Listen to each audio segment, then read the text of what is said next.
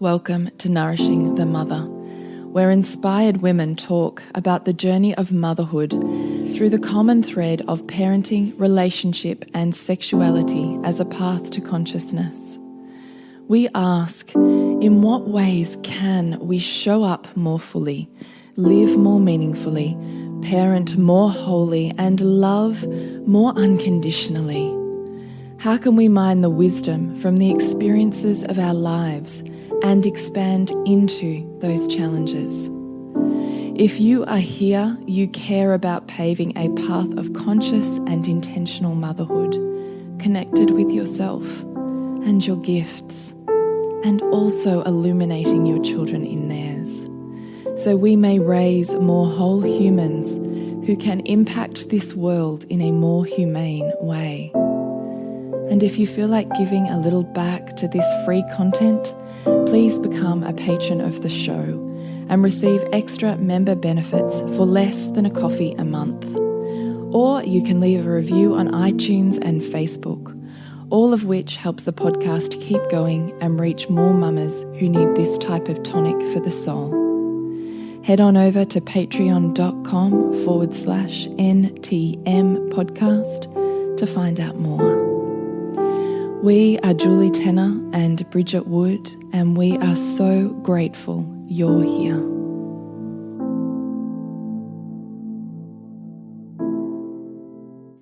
Hello and welcome to Nourishing the Mother. I'm Bridget Wood. And I'm Julie Tenner. And today's podcast is What is Truth Actually?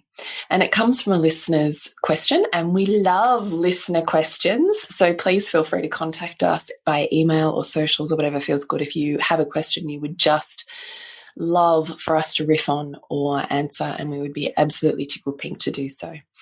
So before we jump into today's delicious Q&A on what is truth actually, I'd love to remind you to jump onto nourishingthemother.com.au, scroll on down to the red banner and sign up to join our community. You drop in your email address once every so often. We send you an email with everything that's happening in the world so you can pick and choose where you'd love to dive deeper, and we promise we will not spam you. So nourishingthemother.com.au.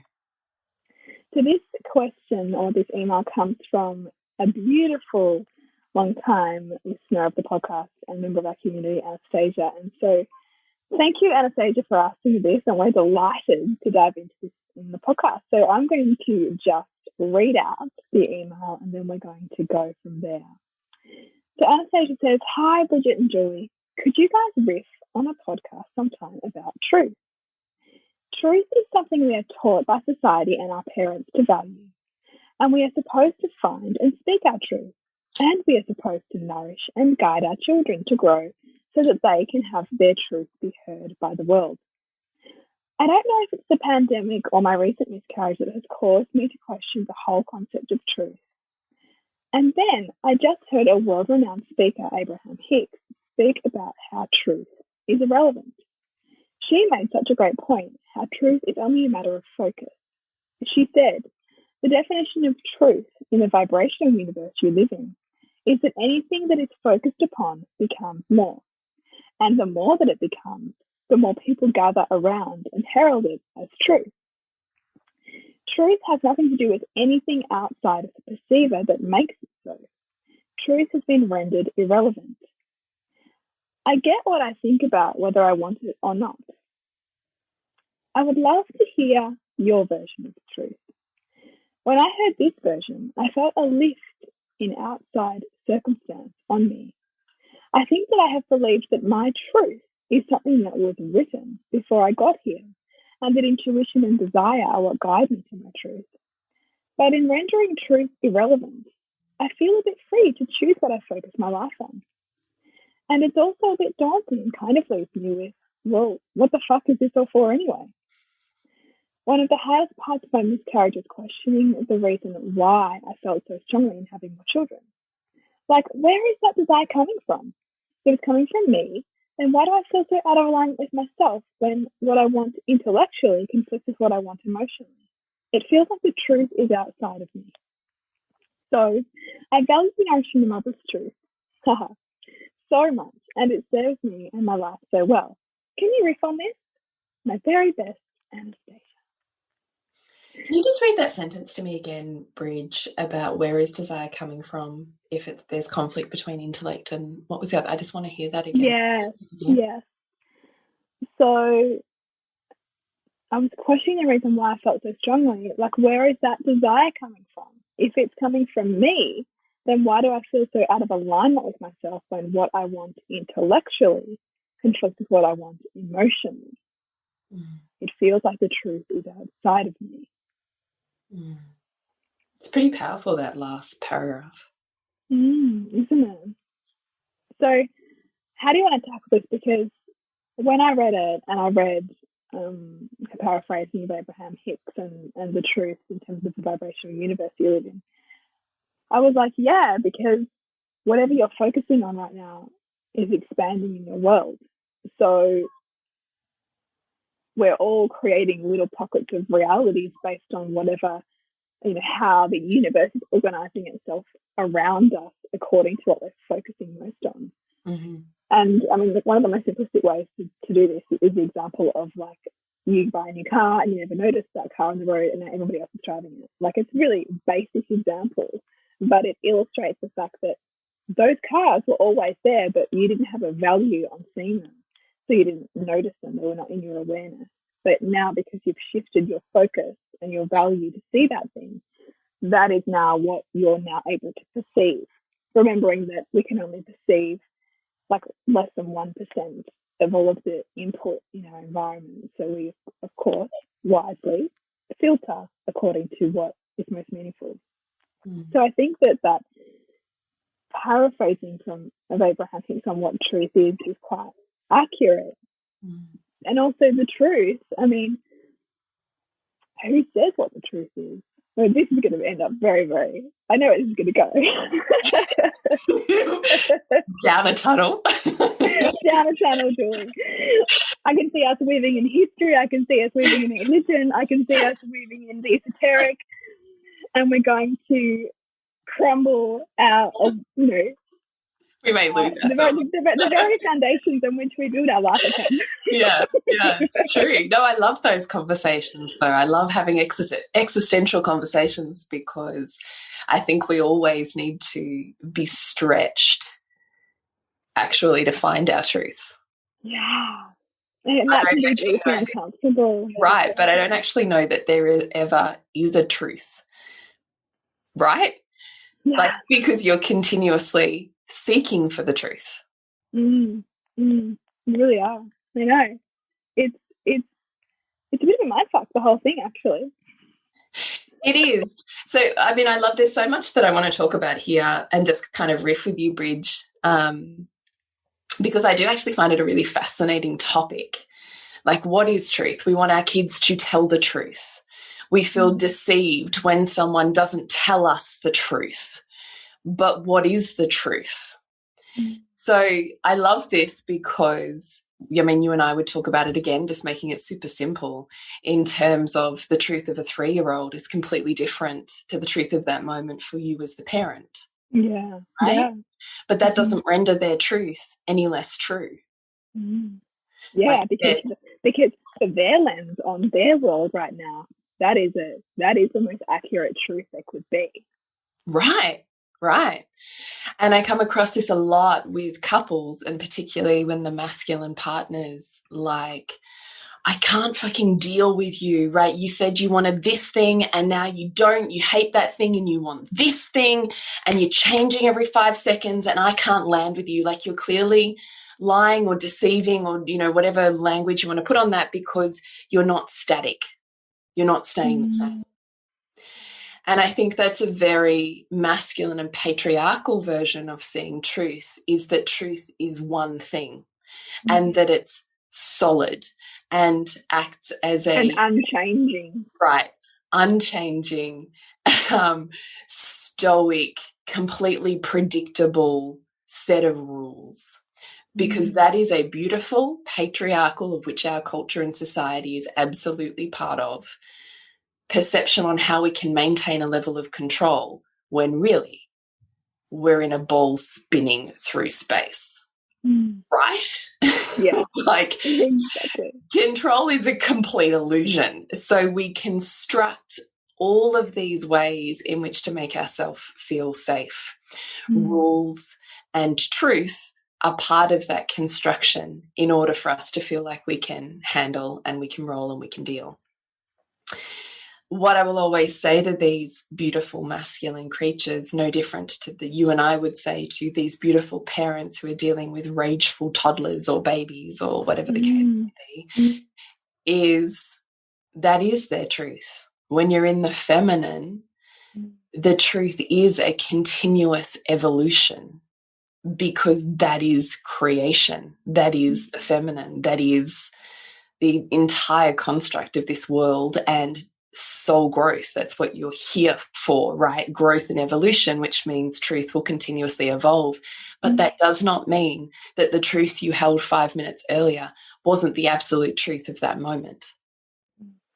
So, and also the only truth that you could see in that moment, because it was perfect for you then. yes. Right. Yeah. So I kind of love Anastasia's last part where she's like, where does this desire come from? If there's a conflict between my intellect and my emotionality, the existential crisis of masculine and feminine. You can't marry the two. Like, you're never going to, right? So where does desire come from, and how do you know, how do you find truth? How do you speak truth? How do you teach your children to find their voice and truth in the world? I think we forget that our mind is limited and conditioned by the world in which we are part of as a society, and on top of that, the construction of our ego, which continuously will seek to keep us safe and be self-fulfilling in many ways. Whereas the heart, if we're able to really drop into the space of heart-opened flow, of creative force, of being so in the present moment, you've lost track of everything else and time feels like it flies, that opened heart space, we forget that the heart has 30% more of an energetic field and electrical current than the brain does. And yet we're taught that the brain holds more power than the gut or the heart. And I don't see that as truth. I see that as a very patriarchal conditioning, which keeps us conforming to a lot of truths and rules set outside of us. So where does desire come from? I think that it comes from a mix of soul's guidance, which will always speak to you through emotion and through the center of your heart. Does that mean we continuously just do what we feel like and what our body is telling us to do? No, because this is where the divine union comes in. So you have to know what is an absolute truth that's whispering through your heart when you're in that flow state and you're opened and you're like, I know, like there's a knowing that comes from that heart space. That's where I think desire comes from. And you need the mind that checkpoints it and goes, okay, so how, if this is a real desire, how are we going to make this work? I think the actual conflict comes when we're conditioned to trust the mind more than the heart, but the heart is speaking and yearning. And so we create this inner, I guess conflict. I was trying to find another word for it.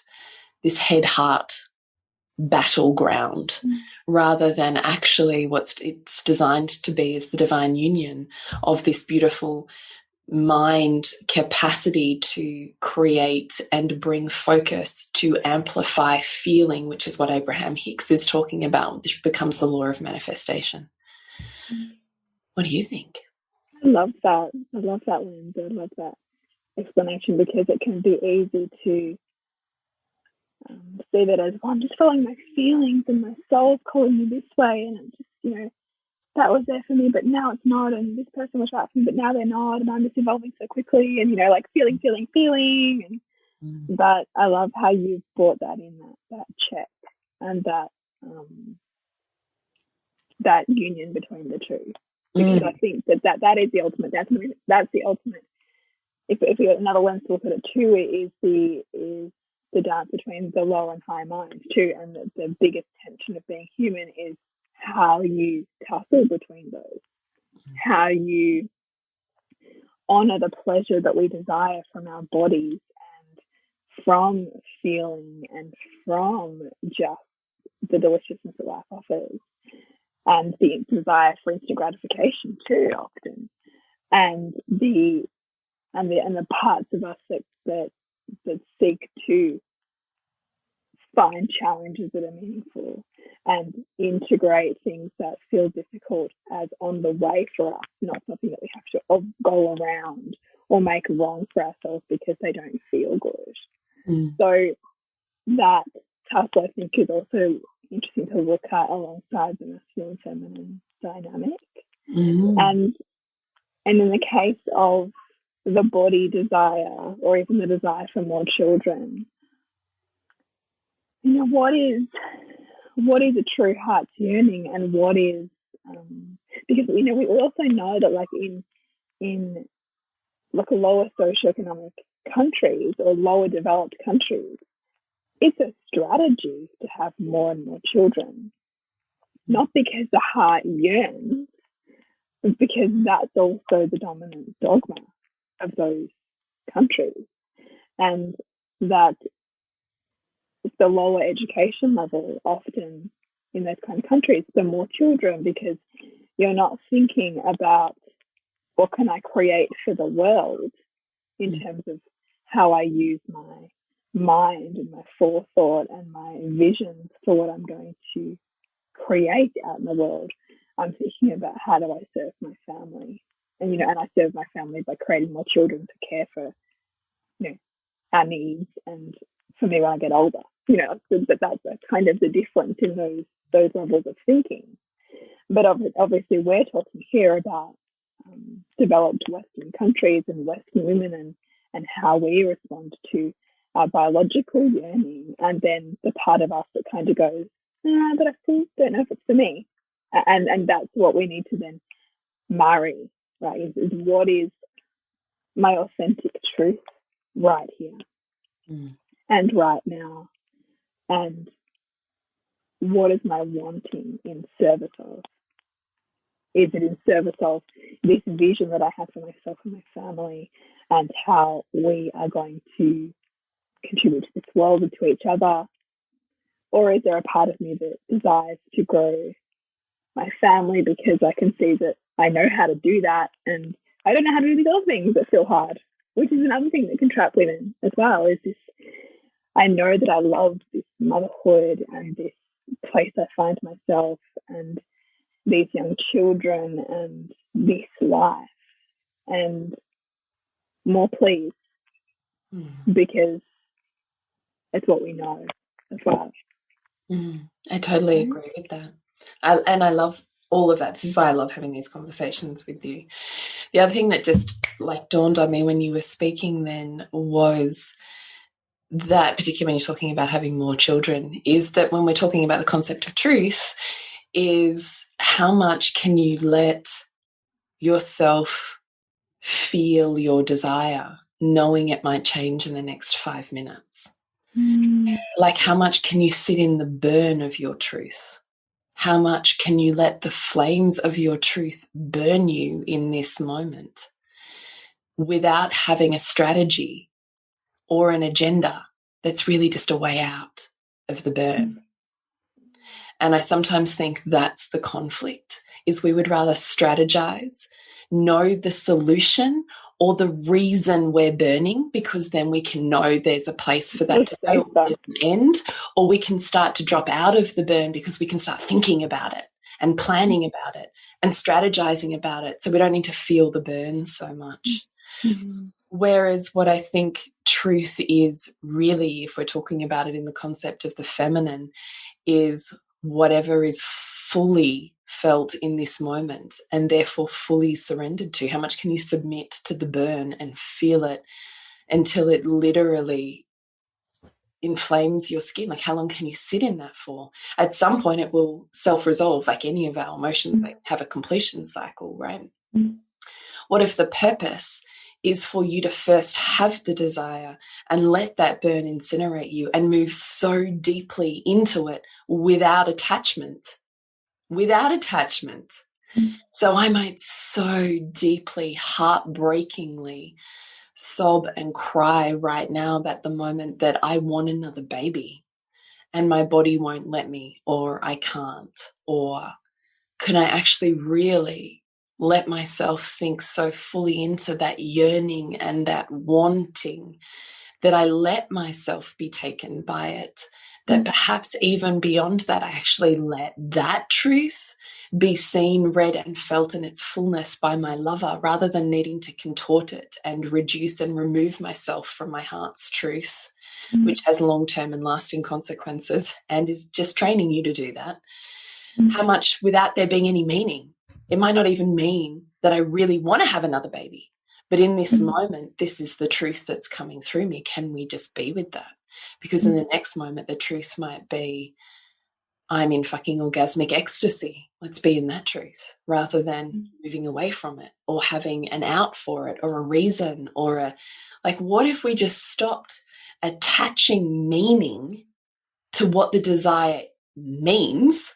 Yeah, and just feel the desire. Just sat in the desire, sat in the truth. Just let it be there without attachment. How much can you feel that? How much can you extend and expand your capacity to hold intensity in your body?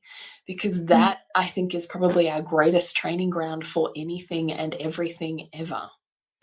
How much abundance, an abundance of energy, an abundance of sensation, and an abundance of heart opening, an abundance of an abundance of wealth, an abundance of love. It doesn't matter. It's all, pick what's most inspiring to you in this moment to practice what it is to hold abundance in your body. So I also see that conflict as a bit of a strategy out of something that's there to be your training ground. Who knows if it's actually about another baby or not? In this moment, that's the closest thing your brain wants to jump to because we're meaning making and we go like that. Feel attach. Like, what would happen if we slowed that down and there was no attachment? And actually feel into that long enough to allow it to complete itself. And then when everything's burned away, then what's left? Right. Because often it's not the thing you think it is. Right. But it's on the pathway to the truth of what it is that you want. It's all training. But we often won't let it train because we're too busy strategizing to move away from the thing that's trying to take us towards our truth. And in that, we're trying to move ourselves away. Like, it's just like, it is such a brain fuck. When you think about it. The same thing can even be said with like holding our child's emotions. Yeah. Like, how much can you allow yourself to be with all that they're revealing in this moment and resist the desire or the urge or the inclination or the just impulse to try to fix the thing, avoid the thing, change the thing. You know, it happened to me this morning with my daughter dropping her off at kinder and her shoes wouldn't fit. It wasn't just about the shoes not fitting right. And the moment that I like dropped deeper into removing any agenda that I had about being anywhere at any time, or removing any outcome focus that I had for her moving out of where she was, the energy completely changed. And she was able to complete in a way that she never could had I had an agenda to move her from anything, to move her, right? And it was just that remembrance again, like, how wide can you be here? Like, how much can you expand to be and hold this without needing to change it, which is also what we're asking ourselves to do when we let ourselves feel into the full desire. Like, what if you could give yourself permission? The practice of holding our child is also a practice of holding ourselves. Because so often what gets in the way of fully meeting our child is our inability to fully meet what's required of seeing in ourselves in order to hold what they bring us, or in order to see what they were trying to reveal to us. So I think it's just the most incredible practice of seeing yourself, is to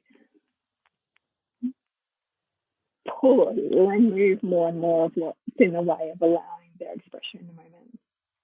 Because your capacity to allow their expression in the moment, or their full feeling in a moment, is also how much you're willing to be the container for the full burning of your own desire. Right? Mm. Mm. Does that make sense? No, it makes sense to me. I'm just really letting myself feel it. So, what is truth? I think when we're talking about truth for our children, that we're talking about what is an absolute truth for you without you needing to contort it for someone or something outside of you. And that doesn't matter if it's a parent or a partner or a school or society. The moment you have to contort that, there's a deviation from what is absolutely true for you. Is that necessarily something that's bad or wrong? I mean, I think that's a totally different moral conversation. But in terms of what is truth, truth will always evolve. I think we've got to stop looking for there's one truth, because there isn't. The world was flat and now we know it's round, right? Yeah. Like, truth is always evolving along with human consciousness. Like, there's nothing ever for us to hold on to, because it's like water. It will just slip through our hands anyway. So it's just a practice of being as true as you can to any moment, and that's truth. And also recognizing that for whatever truth you hold, the universe is organized in such a way that there has to be somebody who holds a completely opposite truth to you, and that truth is just as valid as your own. But yet we look to organize the world to reflect our truth and gravitate toward people who we think share a truth that we share. So, for example, I ran a masterclass recently on expanding your family, and a couple of the comments were around, just concerned about like whether I can bring a child into this world, like the state of the planet and environmental concerns, and I really shared, like I really get like that consideration, because there was a time in my life where that was a truth to me, like that I felt that, but I no longer feel that as a truth. So I don't see any barrier in the way of a desire to bring another child in the world, because I don't see that there's not room for that. But that is a truth that may be at odds and very vehemently argued by some who have a different view. And so how can you hold those two opposites and still function? Yeah. Well, knowing that probably neither of them are a truth anyway, and at the same time, total truth. It's so good, like when you think about it, right? But I think it's also about being able to, how much polarity can you make space for, and not shut down and not close, like this is that as well. But I also think that there's an artistry that comes in relationship when you can see another person's truth that's at odds with your own and still respect that. Yeah, I think that's the training. Because the degree to which you can do that is also the degree to which you will be less likely to guilt and shame your past self because of your past self's truth. Because it can be really easy as we grow and evolve and expand our values and our truth and what things mean to us, to then look at our past versions of ourselves and collapse into shame and awkwardness and guilt about like who we were or what we said.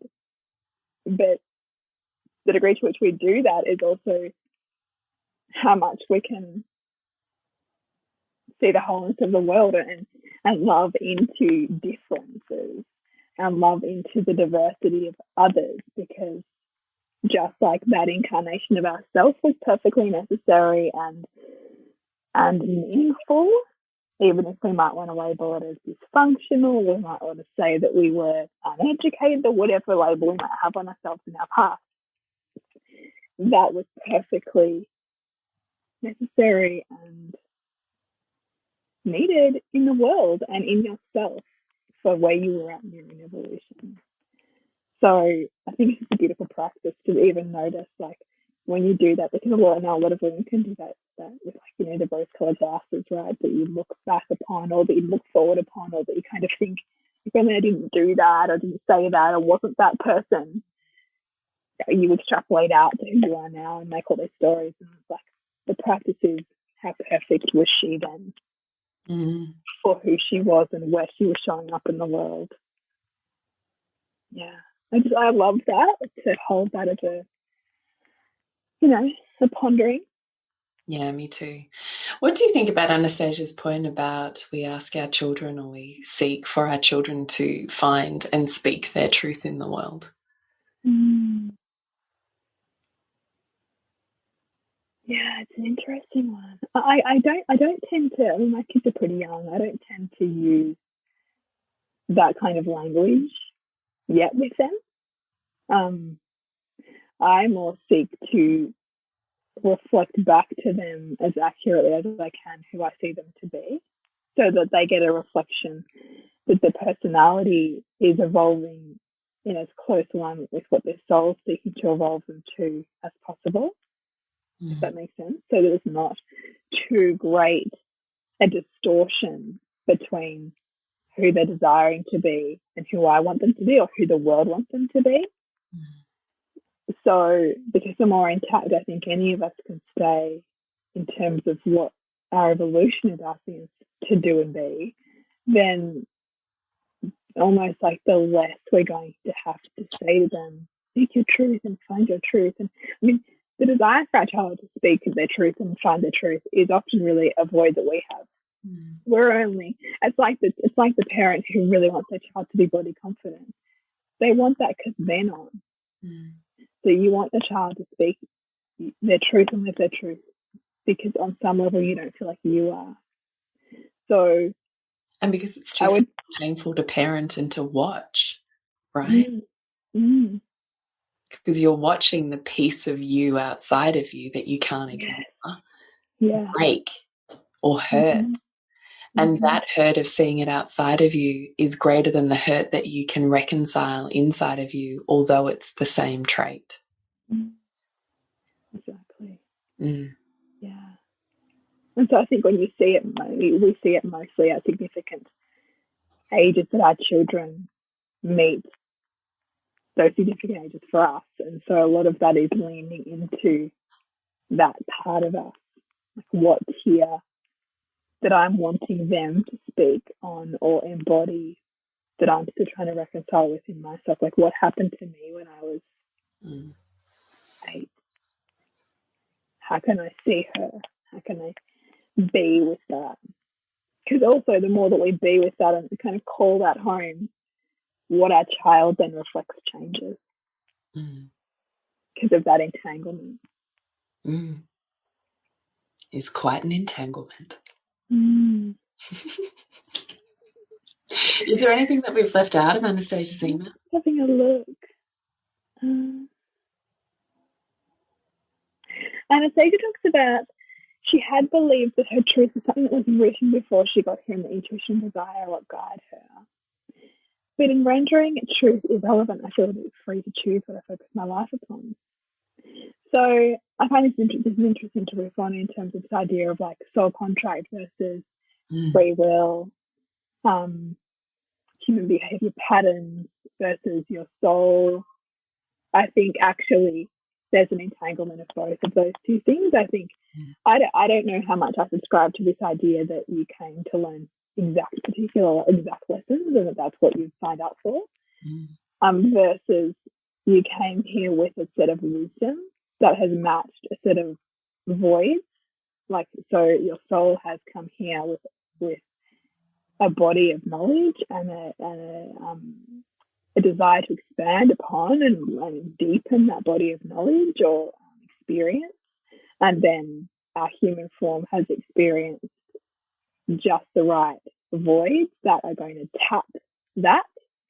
But the form of which those voids are experienced and what we focus on in order to build that knowledge, I think we have more wheel around in terms of, because we can change our values, or not change our values, but we can build mastery and change our neural pathways, which is then going to change our perceptions, which is then going to shift what we bring into our world, which changes our outcomes.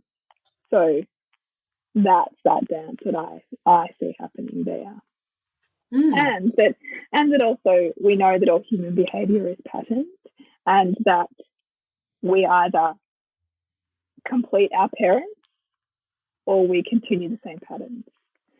So that meaning that, an example of this would be like my mum was not feeling like her marriage could handle having another baby, and that there was something that she desired but didn't complete on. And that was a real stretching of my relationship to be able to expand and hold and complete on, because I sensed that it was not even a belief that was mine, but that was a pattern that I was in, and that I had to even do the work on through each birth to be able to complete that. And then there's other patterns. Like, I come from a very strong lineage of wives and mothers, very strong. And so that pattern I'm continuing because my soul probably chose to continue, right? Like, I mean, we don't know that, but that there's some kind of like order to that. It's these esoteric, existential things we can ponder, but that's my thoughts on it. What do you say, Jules? No, I love all of these conversations. I was just trying to sit more. I'm having trouble getting Anastasia's that sentence to kind of land in my body. And I'm not sure why that is. Yeah. So she says, when I heard this version, I felt a lift in outside circumstance on me. I think that I have believed that my truth is something that was written before I got here, and that intuition and desire are what guide me to my truth. But in rendering truth irrelevant, I feel a bit free to choose what I focus my life on. And it also is a bit daunting and kind of leaves me with, well, what the fuck is this all for anyway? See, I get stuck there because it seems like a paradox within that sentence. Because if I consider that truth, because it seems to me, and tell me if I'm reading this wrong, that what she's alluding to is that truth was written before she was born. The truth existed outside of her, or largely is what the masses focus on, right, and then dictate as truth. So when those two pressures externally are removed, she feels a sense of freedom, but at the same time questioning, but I thought that I was always led by my soul and my desires. Whereas now, if none of that is true, where does that leave me? Is that what she's saying? I think that's what she's saying. She's kind of like, well, what's it for anyway if I can choose? I think that's what she's alluding to. That if truth is merely a construct, yeah, then what am I being led? Yeah. Or where am I being led? Yes, but then I still would question there if really what she has experienced is intuition and the burning of truth and desire through your heart, or manipulated, diluted versions of that fit in with an external culture or expectation. Yeah. That's a because good nuance to make. there wouldn't be a sense of alleviation that there is no such thing as truth. Like I hear that externally and I'm like, yeah, cool, but I have such a burning passion for my truth. There's no sense of like, well, fuck, where does that leave me? Or, oh my God, now like the world is my oyster. I'm completely free to choose. Yeah, I get what you mean. Yeah, so if you, I mean, even if you and I considered like in terms of like maybe parenting, or you would consider your mission, but if we look at like, even if someone or all these external forces told me, it doesn't matter if my children are going to be fine, it's not even a big deal, just do it, like, who even cares about what the truth is? I wouldn't feel a sense of alleviation on that because my truth burns strongly than like that. Right. That's what I'm saying. That's why I think I keep getting stuck on it. That's why I was like, it's not sitting well, because it actually feels like a contradiction is the word I'm looking for. A contradiction in itself, or perhaps a mixing or a muddying of what the truth of desire is. Yeah. Well, but your truth doesn't care what anybody says or thinks. No. Your truth burns more strongly and potently than the opinions of anybody. Yes. And any authority. Yes, even when that authority says this is truth, right? Yeah, yeah. So that's a good way to find it, the distinction too, is like, what is me doing this because I think I should, or it's my culture, or it's what's expected of me, and what is at the center of my heart, what I am committed to, regardless of what any outside voices have to say about it. Yeah. Or regardless of whatever cultural shifting and changing may happen. Yeah. Like, let's even talk about this in terms of the construct of you and I choosing to do work, life, and business on our terms in the way that we consciously choose to do life, and that we choose to believe as truth the entanglement of abundance and the life you want to live with motherhood, not separate to, or that motherhood diminishes or you can't do the two together. Yeah. There is an enormous amount of external pressure that holds just that narrative. They have to run in silos, kind of separate from each other, and it's an either or, and that it never works to combine the two, and that on some level you're always going to be diminished. Right.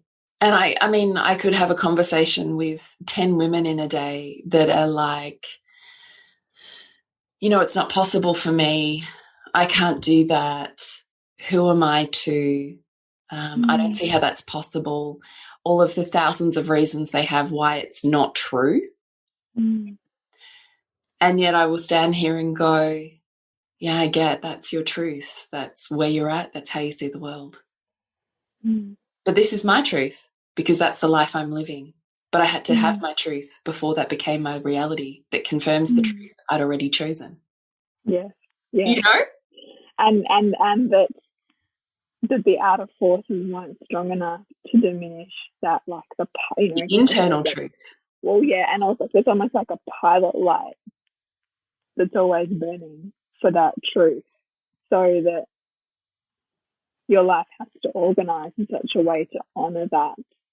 Whereas if it was like a weaker pilot light, it could have been diminished or put out by the louder cultural force. Yeah, but which is exactly the Abraham Hicks statement, right? One person says, this is truth, and everyone focuses on that truth, and then it becomes the truth, and therefore the lived experience, which confirms the original truth, and on we go in a cycle.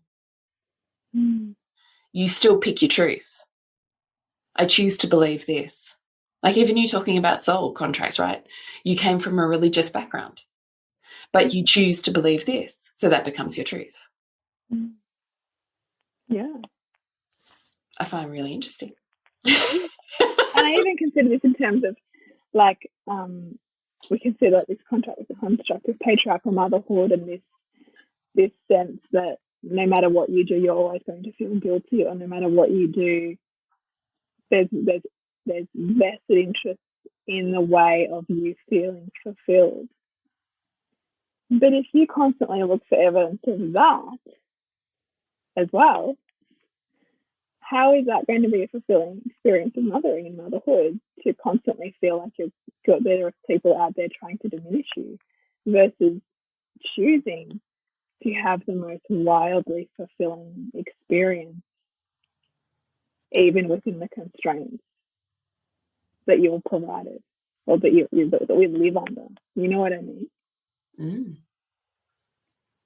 So I think you get to pick your truth, but the true definition of truth is, does it burn and consume you?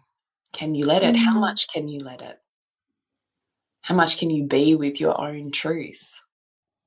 Because I think that's still and when you say the point of asking that question is also because your own truth will be and has to be deeply polarizing.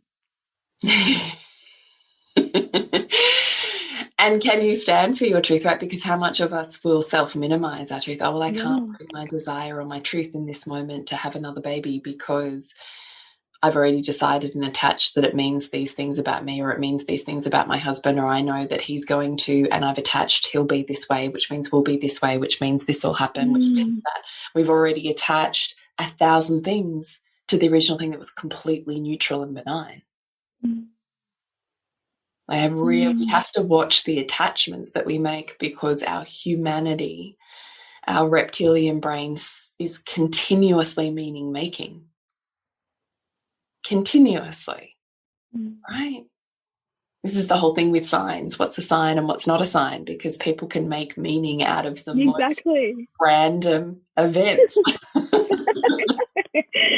I know. You just have to remember that we're continuously attaching and creating meaning, which is why the deeper spiritual practice is on non-attachment and removing meaning.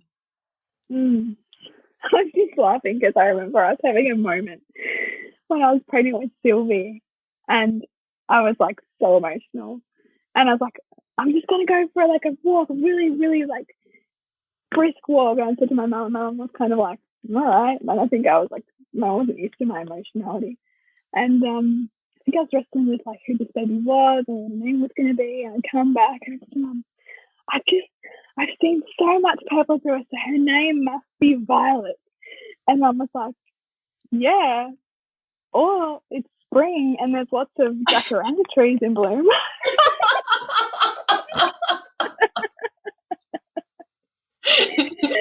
And I was like, that's gold. Touché.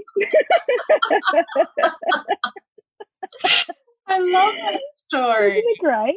It's so great. It's so great. I really love it. Right?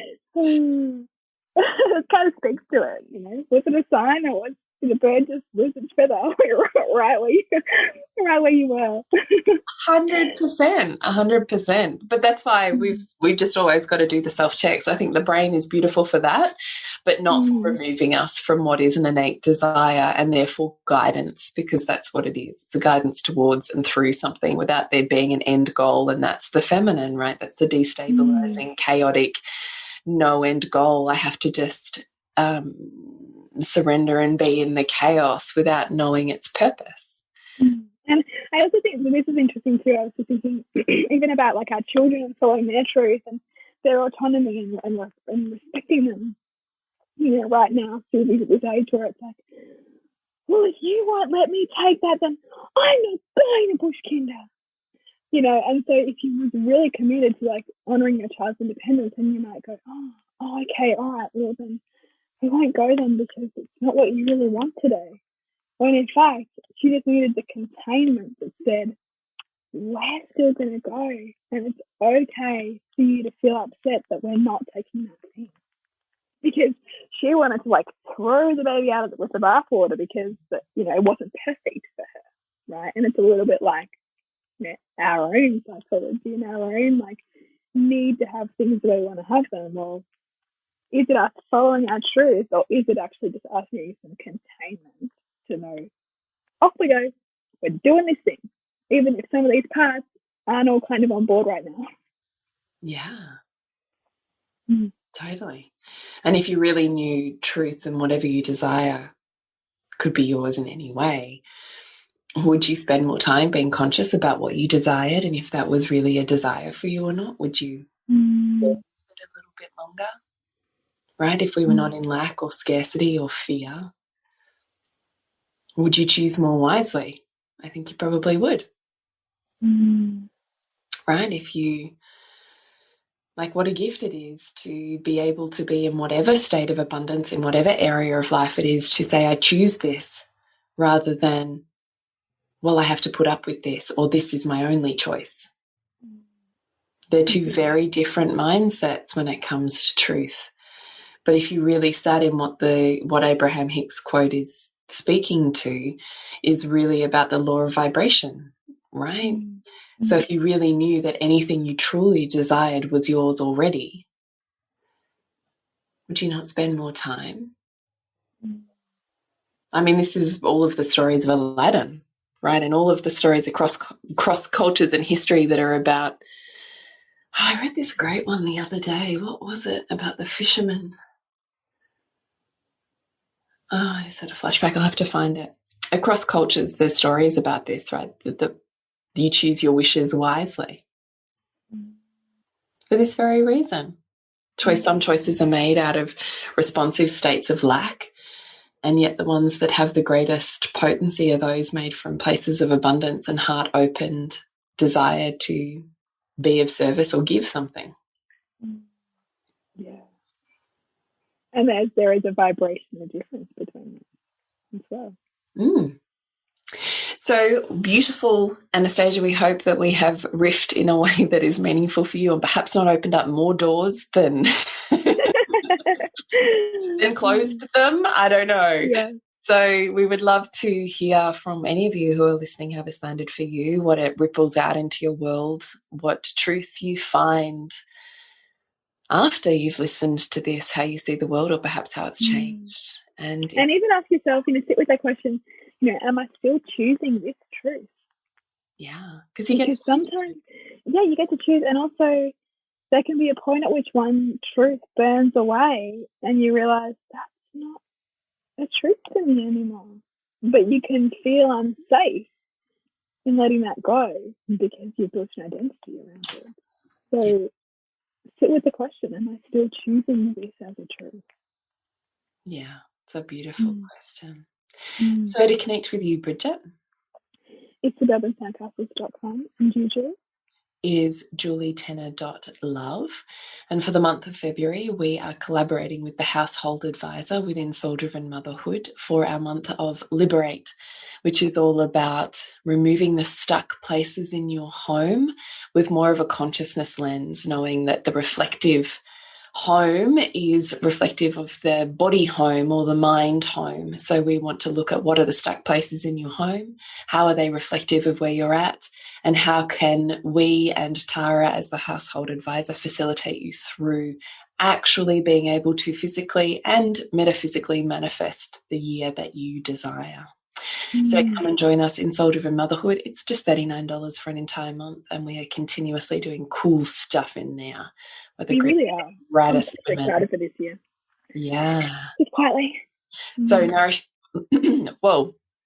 nourishingthemother.com.au, Nourishing the Mother on Facebook and Instagram. You'll be able to find out about Liberate in Soul Driven Motherhood this month, and we would love to have you join and come and liberate yourself from the stuck places of your home and psyche.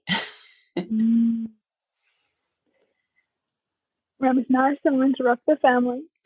I was nearly going to jump in there. I was like, it is you, isn't it? I was thinking in my head, is this my bit? No, you know what I was thinking in my head, just for the listeners' benefit. I was thinking, I need to talk to you, Julie, after we start recording. So can you just don't close the Zoom window, keep it on. So just as my message for Julie, now we can wrap up the podcast, which was what you're waiting for me to do. Which is, remember to nourish the woman to rock the family. And we'll see you next week when we continue to peel back the layers on your mothering journey.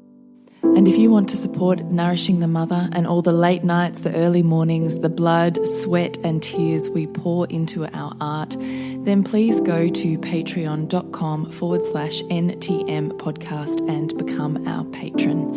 As a patron, you're helping all of the cost of operating this podcast, the hosting, the editing, the transcription, helping all of that be completely covered, and joining a community who are all about honouring our journeys and continuing to open. The more support we have, the longer we can last. So become a patron. We'd love to have you. Go to patreon.com/NTM podcast. We literally couldn't do this without you. Thank you so much for listening, and please share this podcast with anyone you think it would be medicine for.